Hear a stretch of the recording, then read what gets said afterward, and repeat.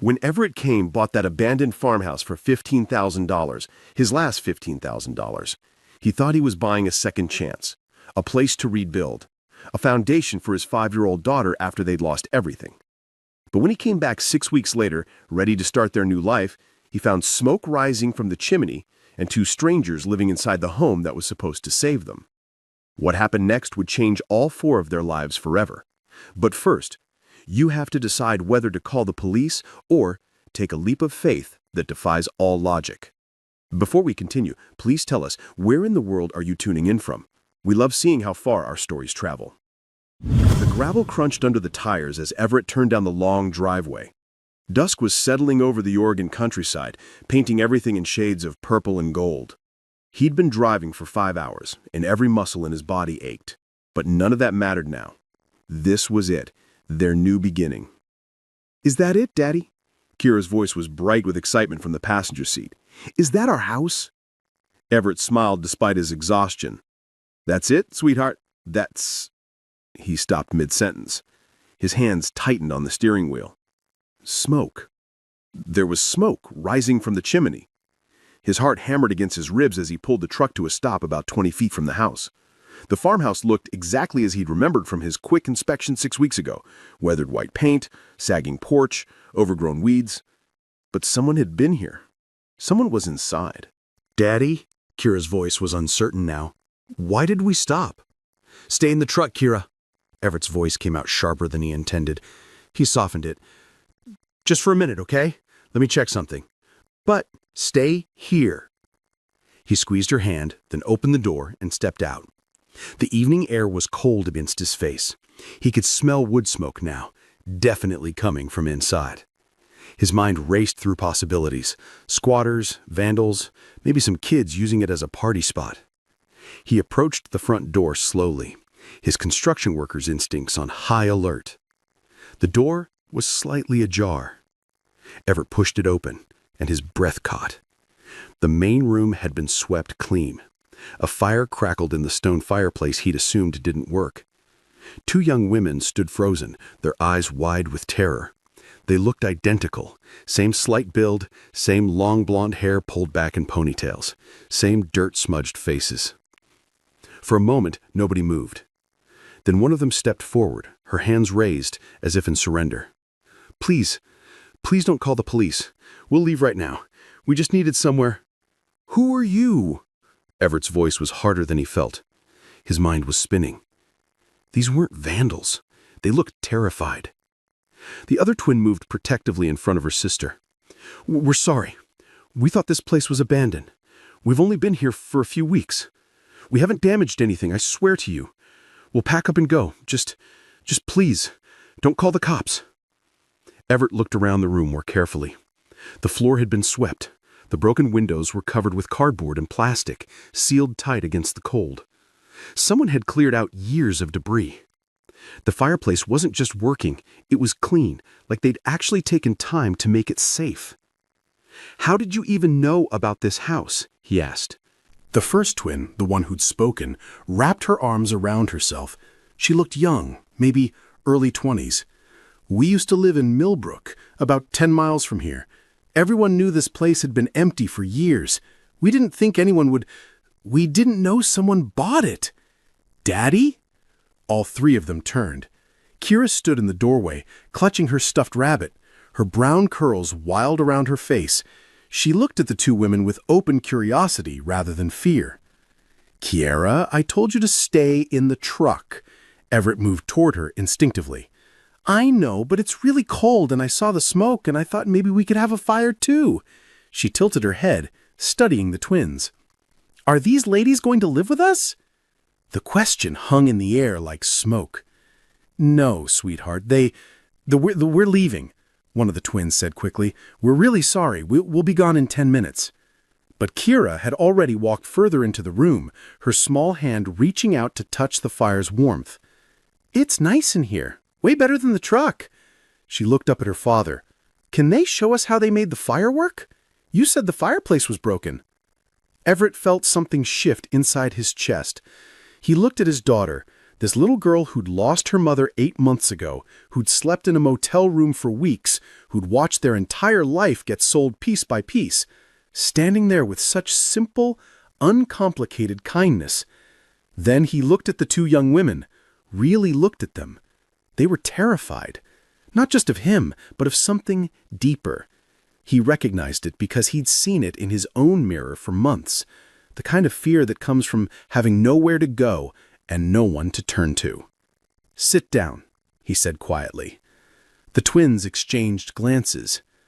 "Please," Everett added, "just sit. Let's figure this out."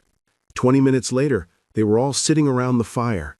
Kira had curled up against Everett's side, fighting sleep but determined to stay awake for whatever happened next. The twins sat across from them, perched on the edge of an old crate like they might need to run at any moment. "I'm Autumn," one of them said softly. "This is my sister, Willow. We're twins, obviously." "Obviously," Kira murmured sleepily, and despite everything, Autumn smiled. "I'm Everett. This is Kira." He paused. "Tell me how you ended up here." The twins looked at each other in that way twins do, some wordless communication passing between them. Then Willow spoke. "We grew up in Millbrook, just the three of us. Me, Autumn, and our mom. Our dad left when we were babies, so Mom raised us alone. She worked 2 jobs most of our lives." Willow's voice was steady, but her hands were clasped tight in her lap. "We both got scholarships to Oregon State, full rides. Agricultural science for Autumn, business for me. Mom was so proud." Autumn picked up the thread. "We graduated last June. Everything was perfect. We had job offers, plans. Then in August, Mom had an accident at work, a machine malfunction at the processing plant where she worked nights. Something about a safety guard that wasn't maintained properly." Her voice dropped. "She survived, but her spine was damaged. She couldn't work anymore." Everett felt Kira's weight grow heavier against him as she drifted toward sleep. He shifted her gently, listening. "We came home to take care of her," Willow continued. "Turned down the job offers. We thought it would be temporary, you know? That she'd heal, that the company's insurance would cover it." She laughed, but there was no humor in it. "We were so naive. The company fought the claim, blamed her for the accident, said she violated safety protocol. Meanwhile, Mom's medical bills kept piling up. We worked 3 jobs between us. I was at the feed store helping with harvest work, Willow waitressed and did bookkeeping for local businesses. But it wasn't enough." Willow's voice cracked. "Mom's condition got worse in October. Infection, complications. She spent a week in the ICU. She died October 23rd. The fire crackled in the silence that followed. "We're sorry," Everett said quietly. The words felt inadequate. Autumn wiped her eyes quickly. "The medical debt was over $80,000. The collectors came after everything. Our mom's house, our car, anything with value. We tried to fight it, but we didn't understand the legal system. We didn't have money for lawyers. By December, we had nothing left. We were sleeping in our car. Then the car broke down, and we couldn't afford to fix it. Someone at the diner mentioned this farmhouse, said it had been abandoned for years. We thought, maybe just for a few weeks, until we could save enough for first and last month rent somewhere. But everywhere requires an address, references, proof of employment. Hard to get any of that when you're homeless. We've been applying for jobs, but it's a cycle we can't break out of." Everett looked at them, these 2 young women who'd done everything right, who'd earned scholarships and graduated college and tried to care for their mother, only to have everything ripped away through no fault of their own. He knew that story. He was living a version of it. "How old are you?" he asked. 24, they said in unison. Kira had fallen fully asleep now, her breathing soft and even. Everett looked down at his daughter's peaceful face, then back at the twins. He thought about the motel room where they'd spent those awful weeks, about the shame of foreclosure, about the morning he'd sold Melissa's jewelry, the last physical piece of her he had just to buy groceries, about the desperate clawing feeling of having nowhere to turn and no one who understood. These girls had lost their mother. He'd lost his wife. They'd lost their home. So had he. They were trying to rebuild from nothing. So was he. "How long have you been here?" he asked. 3 weeks, Autumn said. We've been really careful. We haven't damaged anything. We clean every day. We only use the fireplace at night when nobody would see the smoke. Or we thought nobody would see it anyway. The cardboard on the windows, that your work? Willow nodded. We found some plastic sheeting in the barn. It keeps the wind out. And you cleaned the fireplace? Made it safe to use? Autumn did that. She's good with her hands. She checked the flue, cleared out all the debris, made sure it wasn't going to catch fire or smoke us out. Everett looked at Autumn with new interest. You know construction? She shook her head. Not really, but I'm good at figuring things out. I helped build sets for our high school theater program, did some farm repair work during college. I learned fast. Something was taking shape in Everett's mind. It was probably crazy. It definitely wasn't practical, but neither was buying an abandoned farmhouse with your last $15,000.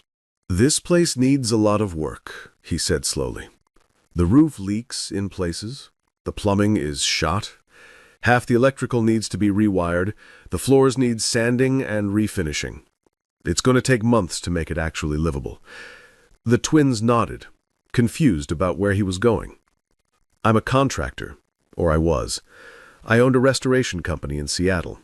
Lost it 8 months ago, along with everything else. That's why I bought this place. It was all I could afford. A chance to start over with Kira. He took a breath. Here's what I'm thinking. I need help fixing this place up. I can't pay much, barely anything at first. But if you help me with the work, you can stay. We'll figure out sleeping arrangements, get the utilities turned on properly, make it work.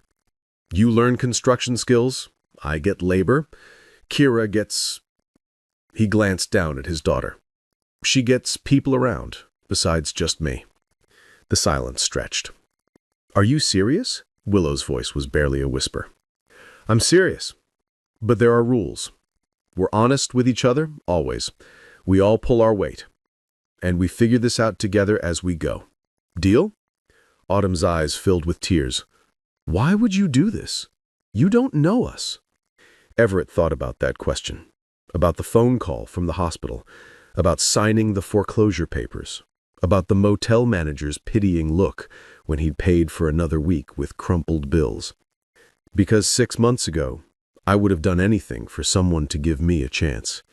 So, I'm giving you one. Willow stood up abruptly and turned away, her shoulders shaking. Autumn moved to her sister's side, and Everett heard Willow's quiet sobs. Thank you, Autumn said, her own voice thick with emotion. Thank you. Everett nodded, adjusting Kira in his arms. Get some sleep. Tomorrow we start figuring out what this place needs. It's going to be a lot of work. We're not afraid of work, Autumn said firmly. Good. Neither am I. The first week was chaos. Everett had forgotten what it was like to manage a project with no budget and makeshift everything. They started with the essentials, getting the electricity restored, which required calling in favors from his old contacts and doing most of the rewiring himself. Autumn followed him everywhere, asking questions, handing him tools, learning. Why are you using that gauge wire instead of the thinner one? She'd ask. Because this circuit is going to carry more load. You always want to over-engineer when it comes to electrical. Safety first. Makes sense. She'd file the information away, then hand him the next tool before he asked for it. The girl was a natural. Willow focused on the practical side, making lists of materials they needed, calculating costs, finding deals at salvage yards and hardware stores. She got a job at Miller's Café in town, waitressing 4 days a week. Autumn picked up shifts at Brennan's Hardware, which gave them an employee discount on supplies. Every dollar went toward the house. Kira appointed herself project supervisor. She'd sit on an overturned bucket, swinging her legs, offering commentary. Daddy, that board looks crooked. It's supposed to be like that, sweetheart. It's for drainage. Oh, okay, but it still looks crooked. The twins were patient with her endless questions, her need for attention, her little girl chaos. Willow would braid Kira's wild curls in the mornings. Autumn taught her the names of tools and let her help with safe tasks like sorting screws. One evening, about 2 weeks in, Everett came downstairs to find Willow making dinner while Kira sat at the counter chattering about her day. And then Autumn let me use the real hammer, the small one, not the toy one, and I hammered 3 whole nails. Kira's eyes were bright with pride. 3 whole nails, Willow repeated seriously. That's impressive. You'll be a builder like your dad in no time. That's what Autumn said, Kira beamed. Then more quietly, Willow, do you think Mummy would be proud of me? Everett froze in the doorway. They hadn't talked much about Melissa. Every time he tried, the words got stuck in his throat. But Willow didn't hesitate. She set down her wooden spoon and turned to face Kira fully. I think your mommy would be so proud of you, Willow said gently. You've been so brave through all the hard changes, and you're learning so much. I bet she'd love to see you hammering nails and helping build your new home. Kira nodded slowly. I miss her. I know, sweetheart. I miss my mom too. She died too, right? She did, in October. Kira considered this. Does it get easier? Willow's eyes glistened, but her voice was steady. It gets different. You don't miss them less, but it hurts a little less over time, and you find ways to keep them with you. Memories, things they taught you, ways they loved you. Those things stay. Everett's throat tightened. He'd been so focused on survival, on keeping Kira fed and sheltered and physically safe, that he hadn't known how to help her grieve. But Willow understood in a way he couldn't. Later that night, after Kira was asleep in the small bedroom they'd made livable first, Everett found Willow on the porch. Thank you, he said, for what you said to Kira earlier. Willow looked surprised. You heard that? I did. I had been failing her with that stuff, not knowing what to say, how to help her process it. You haven't been failing her, Willow said firmly. You've been keeping her alive and safe and loved through an impossible situation. That's not failing. She misses her mom. I don't know how to be both parents.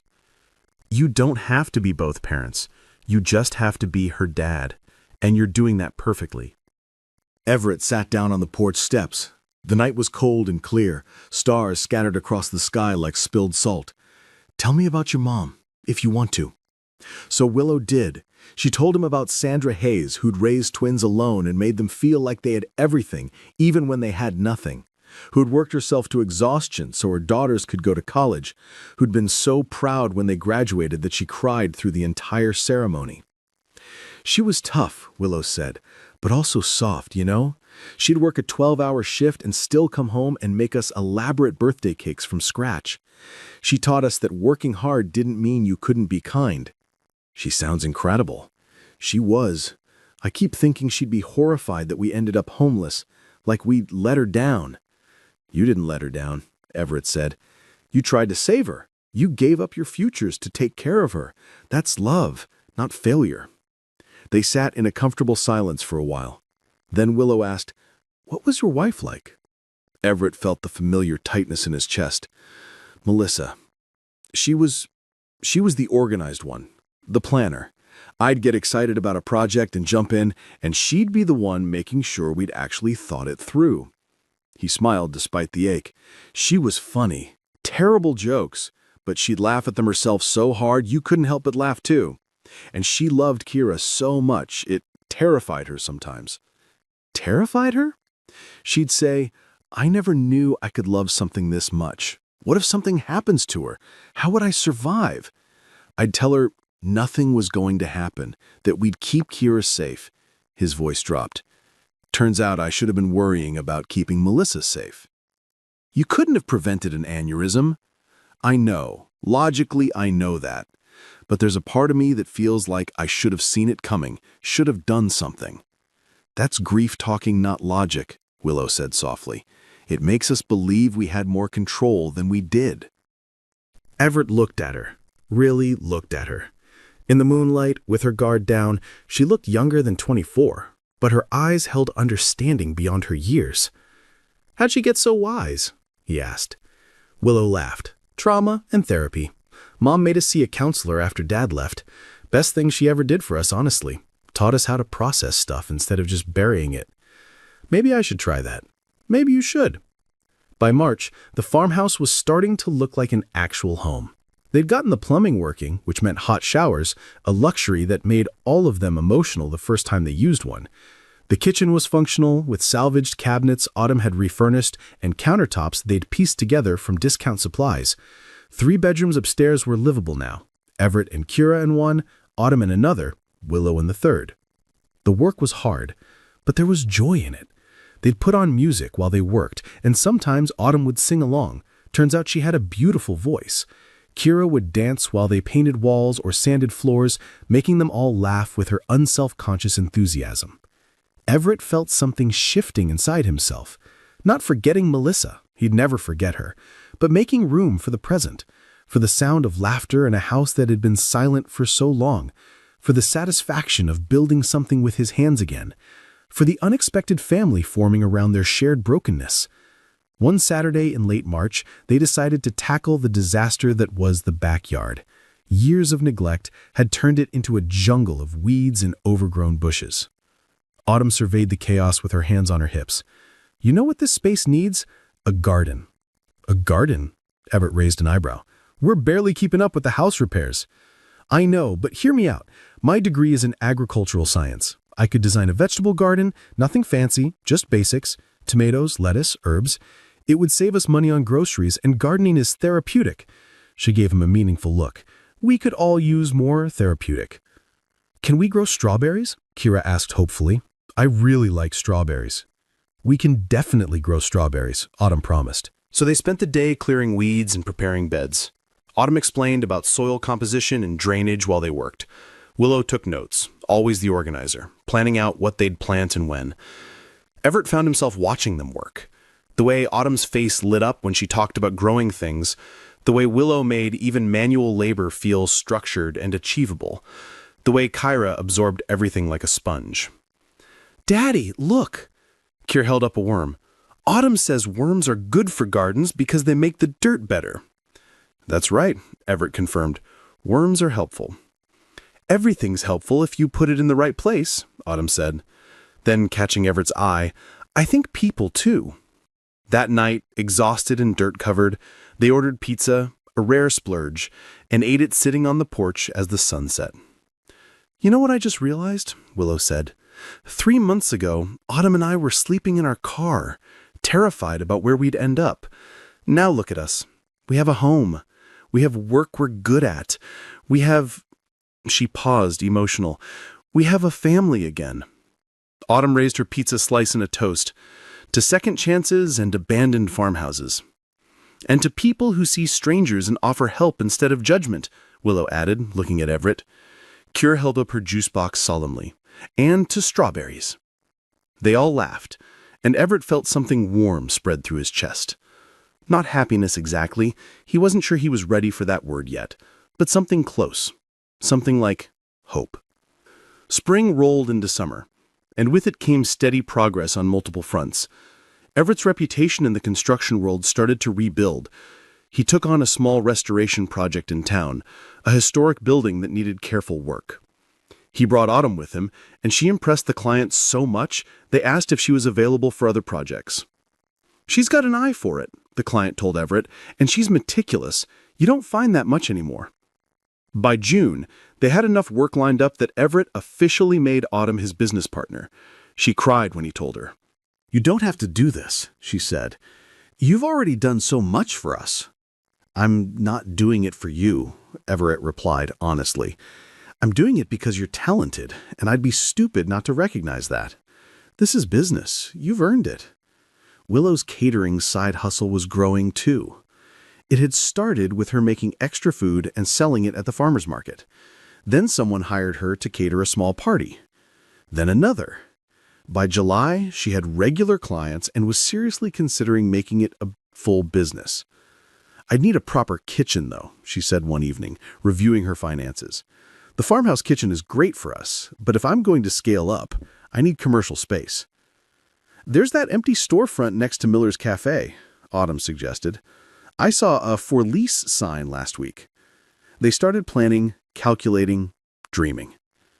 Kiera turned 6 in August, and they threw her a party in the backyard, now transformed by Autumn's garden into something magical. Kids from Kiera's kindergarten class came, and their parents stayed, charmed by the unconventional household and the obvious love that held it together. Everett stood at the edge of the yard, watching Kiera lead a game of tag, her laughter bright and unself-conscious. "She's thriving," Willow said quietly, appearing at his elbow. "She is, because of you and Autumn. The way you both just stepped into her life and loved her without hesitation. It wasn't hard to love her. She's incredible." "She is," Everett agreed. Then, before he could stop himself, "So are you." Willow turned to look at him, surprise and something else, something warmer in her eyes. Everett felt his face heat. "I just mean, you're good with her, and you've been good for both of us. I don't know how to thank you properly." "You already did," Willow said softly. "You gave us a home when we had nothing. You can't outthank that, Everett." They stood there, the sounds of children playing and summer insects buzzing around them, and something unspoken hung in the air between them. Later that night, after all the guests had left and Kiera had crashed hard from sugar and excitement, Everett found Autumn sitting on the porch. "Need some company?" he asked. "Always." She patted the step beside her. They sat in comfortable silence for a moment. Then Autumn said, without preamble, "You should tell her." Everett's stomach dropped. "Tell who what?" "Willow, that you have feelings for her." Autumn smiled at his panicked expression. "Don't look so terrified. I'm not mad about it. I'm not. Please, I'm her twin. I notice everything. And for what it's worth, she feels the same way." "She does?" The hope in his voice was embarrassing. "She does, but she's too scared to say anything because she doesn't want to mess this up. What we have here, this household, this family, it means everything to her, to both of us. She'd rather swallow her feelings than risk losing this." "What if acting on it does mess things up?" Autumn turned to look at him directly. "What if it makes things better? Everett, you gave us our lives back. You didn't have to do that. You chose to when you could have easily called the cops that first night. You saw two desperate people and decided to help instead of punish. That says everything about who you are." "I was desperate too. I recognized it." "Exactly. You understood what we needed because you needed the same thing. And we've built something real here, something good. Don't you think you deserve to have something good for yourself too?" Everett thought about Melissa, about the guilt he still carried, about whether it was too soon or if there even was a right time for these things. "I don't know if I'm ready," he admitted. "That's fair. But maybe ask yourself, will you ever feel completely ready? Or is there always going to be some reason to wait?" Autumn stood up, stretched. "Just think about it. And for what it's worth, Melissa sounds like she was amazing, but I don't think amazing people want the people they loved to be alone forever." She went inside, leaving Everett with his thoughts. 2 days later, Everett found Willow in the kitchen late at night. She was recipe testing, surrounded by ingredients and notes. "Couldn't sleep?" he asked. "Too many ideas bouncing around." She gestured at the chaos. "I'm trying to perfect this herb focaccia for a client. Want to be my taste tester?" "Always." She cut him a piece of bread still warm from the oven. It was incredible. Crispy on the outside, fluffy inside, flavored with rosemary and sea salt. "This is amazing," Everett said honestly. "You think?" Willow looked pleased. "I've been working on it for weeks." "It's perfect. Your clients are lucky."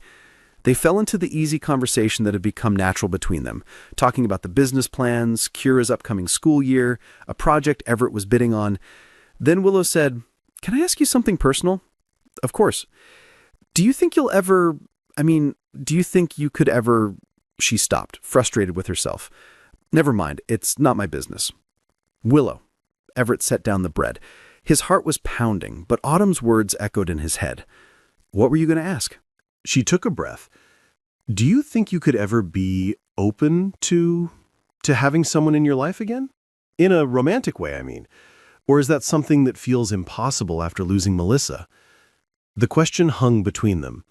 Everett could have deflected, could have given a safe, vague answer, but looking at Willow, this woman who'd been vulnerable with him from the start, who'd helped his daughter grieve, who'd become essential to his daily life, he chose honesty instead. 6 months ago, I would have said impossible, he said carefully.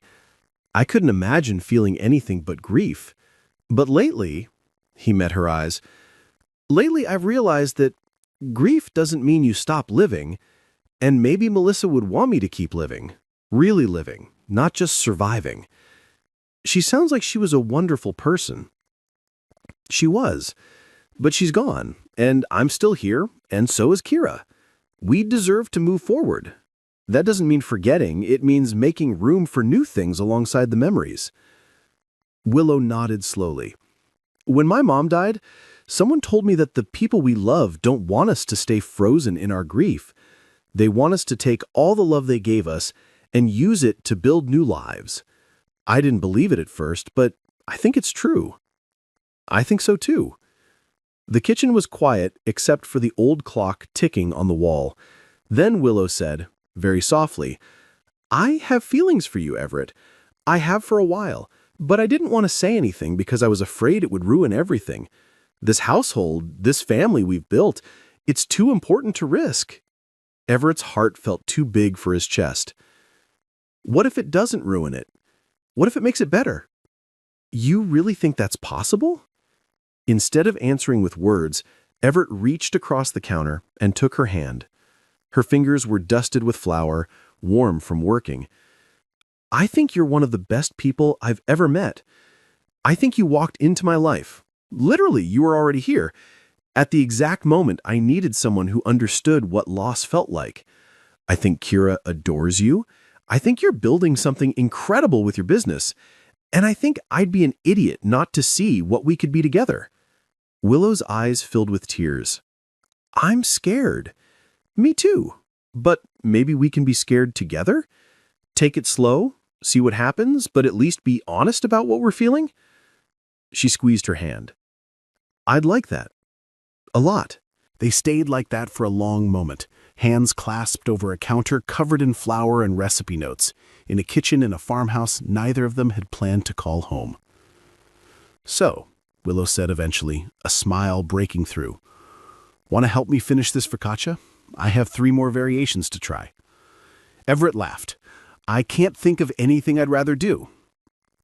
The rest of the summer and into fall felt like a different life from the one Everett had been living a year ago. His relationship with Willow developed slowly, carefully. They went on actual dates, dinner in town, a movie, a hike in the state park. They held hands on the porch after Kira went to bed. They talked about their fears and hopes, their pasts and potential futures. Kira noticed, of course, nothing got past her. Are you and Willow boyfriend and girlfriend now? She asked one morning at breakfast, casual as discussing the weather. Everett nearly choked on his coffee. We care about each other very much. Is that okay with you? Kira considered this seriously. Does it mean she's staying forever? Would you want her to stay forever? Yeah.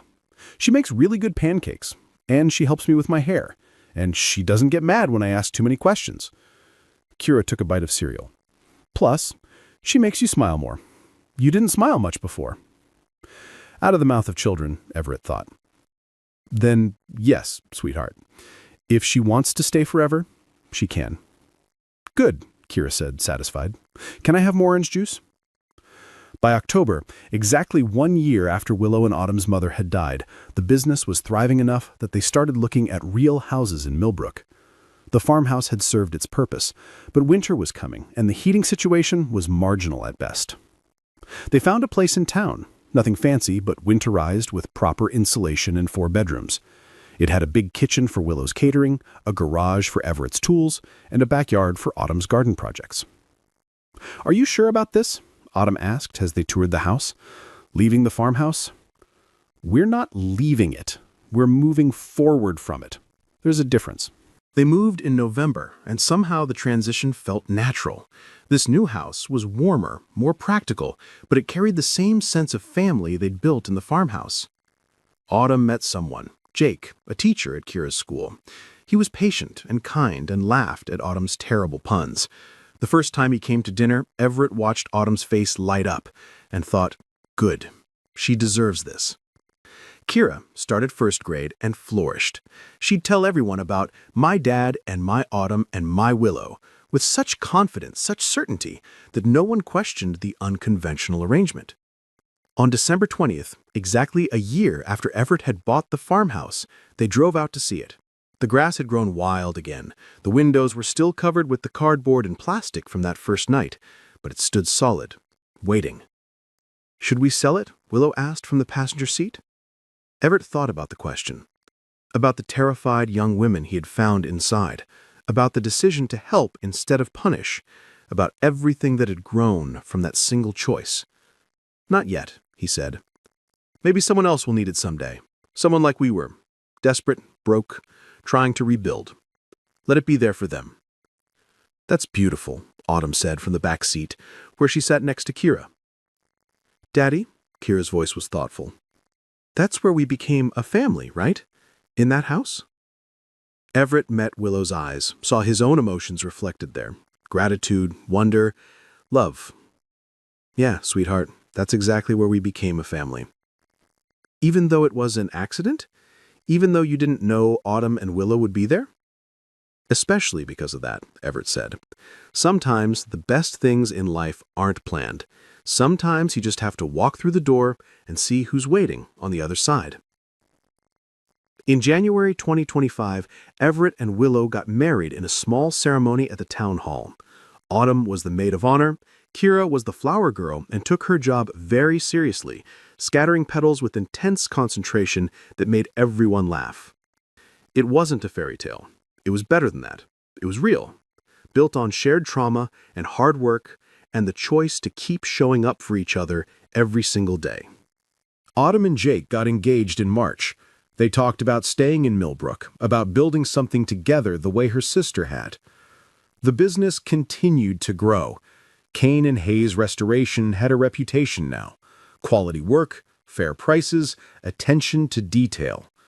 Willow's catering operation, Wild Herb Kitchen, had a waiting list of clients. They were building something real, something lasting. One evening in late March, almost exactly 2 years after that first night, Everett found himself on the porch of their proper house in town. Willow sat beside him, her hand in his. Through the window, they could see Autumn and Jake playing a board game with Kira, everyone laughing at something. "You ever think about how different things could have been?" Willow asked quietly. "If you'd called the police that night? If you'd told us to leave?" "Sometimes," Everett admitted, "but I try not to. What's the point? This is where we are. This is what we built." "We built something pretty amazing." "We did." They sat in comfortable silence, the kind that comes from truly knowing someone. Then Willow said, "Thank you for seeing us when you could have just seen trespassers. Thank you for being brave enough to still be there when I arrived, for not running before I pulled up. Where would we have run to?" "Exactly." We all needed each other, even if we didn't know it yet. Inside, Kira's laughter rang out, bright and joyful. She was 7 now, tall and confident, with her mother's curiosity and her father's determination. She had Autumn teaching her carpentry and Willow teaching her to cook. She had a father who'd walked through fire and come out still capable of love. She had a family she didn't question, because love, to her, was just what you did for the people who mattered. Have you ever experienced a moment that changed everything? A decision that seemed small at the time, but ended up reshaping your entire life? Sometimes the people we're meant to find aren't the ones we go looking for. They're the ones already waiting in the places we're brave enough to call home. If this story touched you, if you believe in second chances and the families we build from broken pieces, leave a comment below. Tell me about a time someone saw you when you needed it most, or when you chose compassion over judgment. And if you're still watching, thank you. Subscribe for more stories about the unexpected ways we find each other and the courage it takes to rebuild. Because sometimes The best homes aren't the ones we planned for. They're the ones we discover when we're brave enough to walk through the door.